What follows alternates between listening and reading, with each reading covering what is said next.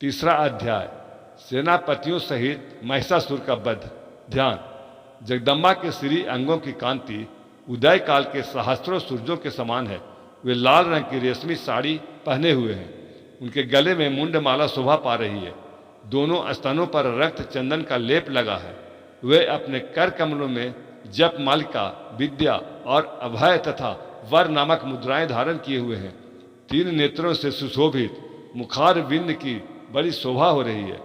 उनके मस्तक पर चंद्रमा के साथ रत्नमय मुकुट बंधा है तथा वे कमल के आसन पर विराजमान है।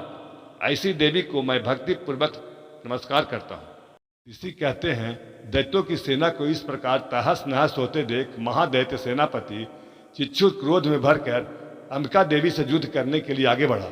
वह असुर रणभूमि में देवी के ऊपर इस प्रकार बाणों की वर्षा करने लगा जैसे बादल मेरुगिरी के शिखर पर पानी की धार बरसा रहा हो।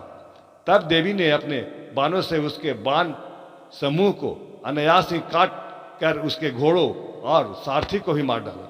साथ ही उसके धनुष तथा अत्यंत ऊंची ध्वजा को भी तत्काल काट गिराया। धनुष कट जाने पर उसके अंगों को अपने बाणों से बांध डाला।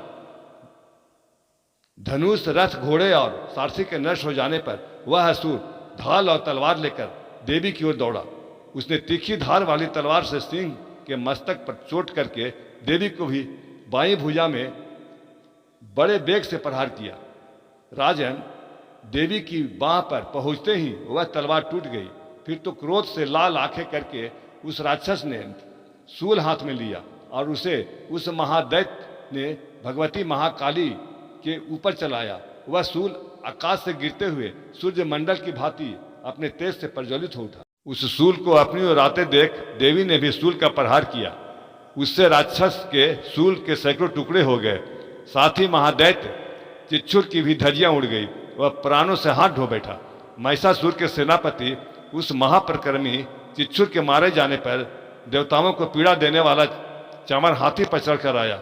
उसने भी देवी के ऊपर शक्ति का प्रहार किया, किंतु जगदम्बा ने उसे अपने हुंकार से ही आहत कर निष्प्रभ करके तत्काल पृथ्वी पर गिरा दिया। शक्ति टूटकर गिरी हुई देख चामर को बड़ा क्रोध हुआ।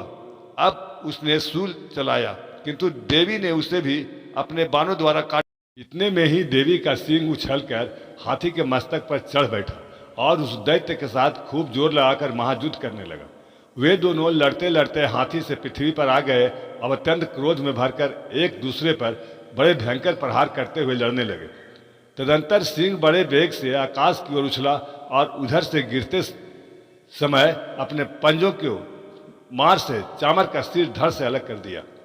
इसी प्रकार उदग्र भी शिला और वृक्ष आदि की मार खाकर रणभूमि में देवी के हाथ से मारा गया तथा कराल भी दांतों, मुक्कों और थप्पड़ों की चोट से धराशायी हो गया।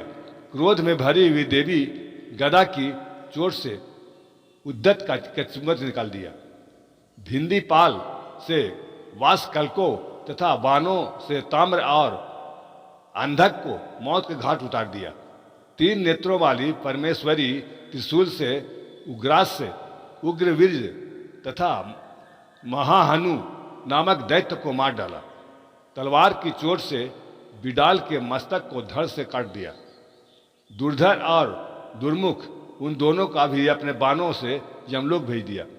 इस प्रकार अपनी सेना का संहार होता देख महिषासुर ने भैंसे का रूप धारण करके देवी के गणों को त्रास देना आरंभ किया। किन्हीं को थूथने से मारकर, किन्हीं के ऊपर खुरों का प्रहार करके, किन्हीं को पूंछ में लपेट कर पहुंचाकर, कुछ को सींगों से विदीर्ण करके, कुछ गणों को बेग से, किन्हीं को सिंहनाद से, कुछ को चक्कर देकर और कितनों को निश्वास वायु के झोंक से धराशायी कर दिया। इस प्रकार गणों को सेना को गिराकर वह असुर महादेवी के सिंह को मारने के लिए झपटा। इससे जगदम्बा को बड़ा क्रोध हुआ। उधर महापराक्रमी महिषासुर भी क्रोध में भरकर धरती को खुरों से खोदने लगा तथा अपने सींगों से ऊंचे ऊंचे पर्वतों को उठाकर फेंकने और गरजने लगा। उसके वेग से चक्कर देने के कारण पृथ्वी क्षुब्ध होकर फटने लगी। उसकी पूंछ से टकराकर समुंदर सब ओर से धरती को डुबोने लगा। हिलते हुए सींगों के आघात से विदीर्ण होकर बादलों के टुकड़े टुकड़े हो गए। उसके श्वास की प्रचंड वायु के वेग से उड़े हुए सैकड़ों पर्वत आकाश से गिरने लगे। इस प्रकार क्रोध में भरे हुए उस महादैत्य को अपनी ओर आते देख चंडिका ने उसका वध करने के लिए महान क्रोध किया। उन्होंने पास फेंक कर उस महान असुर को बांध दिया।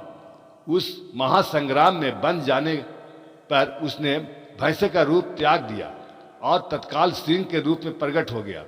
उस अवस्था में जगदम्बा ज्यों ही उसका मस्तक काटने के लिए उद्यत हुई, त्यों ही वह खड्गधारी पुरुष के रूप में दिखाई देने लगा। तब देवी ने तुरंत ही बाणों की वर्षा करके ढाल और तलवार के साथ उस पुरुष को भी बांध डाला। इतने में ही वह महान गजराज के रूप में परिणित हो गया तथा अपनी सूंड से देवी के विशाल सिंह को खींचने तथा गर्जन लगा। खींचते समय देवी ने तलवार से उसकी सूंड काट डाली। तब उस महादैत्य ने पुनः भैंसे का शरीर धारण कर लिया और पहले की भांति चराचर प्राणियों सहित तीनों लोगों को व्याकुल करने लगा। तब क्रोध में भरी हुई जगन माता चंडिका बारंबार उत्तम मधु का पान करने और लाल आंखें करके हंसने लगी। उधर वह बल और पराक्रम के मद में उन्मत्त हुआ राक्षस गरजने लगा और अपने सिंहों से चंडी के ऊपर पर्वतों को फेंकने लगा। उस समय देवी अपने बाणों के समूहों से उसके फेंके हुए पर्वतों को चूर्ण करती हुई बोली। बोलते समय उनका मुख मधु के मद से लाल हो रहा था और बाणी लड़खड़ा रही थी। देवी ने कहा, ओ मूढ़, मैं जब तक मधु पीती हूँ तब तक तू क्षण भर के लिए खूब गर्ज ले। मेरे हाथ से यहाँ तेरी मृत्यु हो जाने पर अब शीघ्र ही देवता भी गर्जना करेंगे। ऋषि कहते हैं, यूं कहकर देवी उछली और उस महादैत्य के ऊपर चढ़ गई। फिर अपने पैर से उसे दबाकर उन्होंने शूल से उसके कंठ में आघात किया। उनके पैर से दबकर होने पर भी महिषासुर अपने मुख से दूसरे रूप में बाहर होने लगा। अभी आधे शरीर से ही वह बाहर निकलने पाया था कि देवी ने अपने प्रभाव से उसे रोक दिया।